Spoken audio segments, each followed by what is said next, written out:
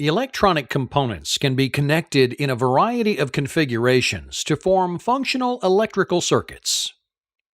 The two simplest types of circuits are the series circuit and the parallel circuit.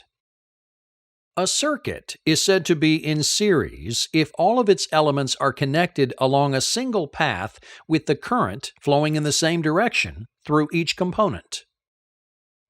For instance, if the source current in a series circuit is 5 amps, then no matter where along the circuit you take an ammeter reading, it will also register 5 amps. Although current is constant throughout a series circuit, voltage is not. Voltage in a series circuit is divided across the load resistors so that the sum of the individual voltages equals the total voltage applied. This relationship is known as Kirchhoff's law. By adding the voltage drop across resistors 1, 2, and 3, you can determine the total voltage applied at the source. In this case, the total voltage is 5 volts plus 4 volts plus 3 volts, or 12 volts total voltage. The second basic circuit form is known as the parallel circuit. Like a series circuit, the parallel circuit has multiple components or loads. However, in a parallel circuit, the current has multiple paths along which to travel. Each of these paths is known as a branch. An important difference between a series and a parallel circuit is that the voltage in the parallel circuit is the same across all branches. The current along each branch will vary, but when added together, these various branch currents will equal the current at the source.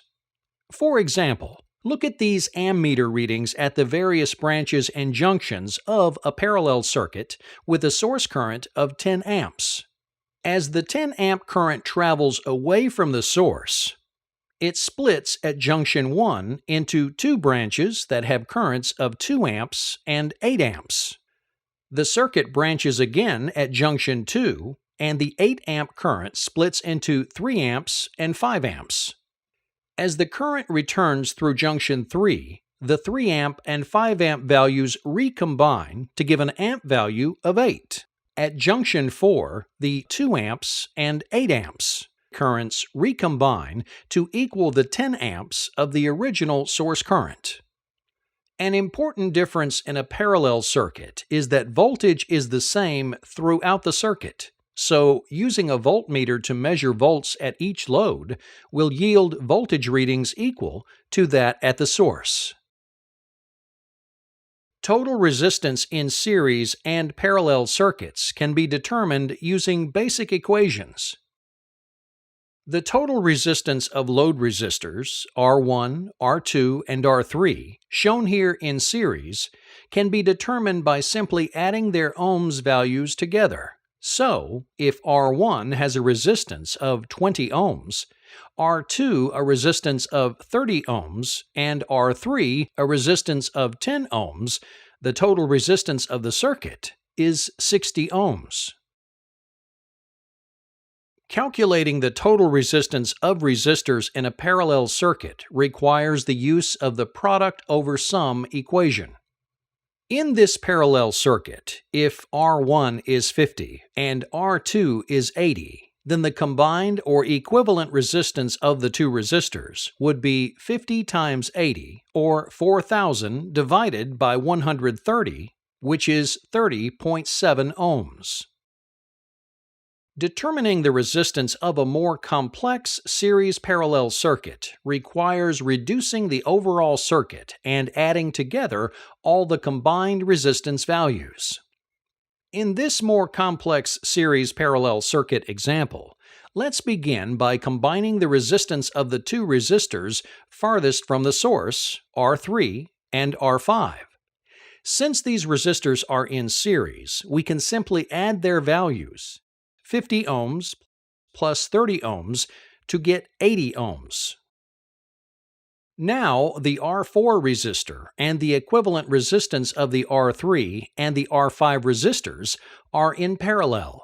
Their combined resistance can be calculated by dividing their product by their sum. Thus, using the product over sum equation, we have 80 times 80 equals 6400 divided by 80 plus 80, which is 160, giving 40 ohms. Now we have further reduced the circuit to two resistors in series, R2, and the equivalent resistance of the R3, R4, and R5 resistors. Again, because we have resistors in series, we can simply add the 60 ohms to the 40 ohms to get a combined value of 100 ohms. And finally, we are left with two resistance values in parallel, the R1 resistance of 200 ohms and the equivalent value of 100 ohms for resistors 2, 3, 4, and 5. Again, using the product over sum equation, we can determine the combined resistance. Multiplying 200 times 100 gives 20,000, divided by 200 plus 100, which is 300, resulting in an overall circuit resistance value of 66.67 ohms.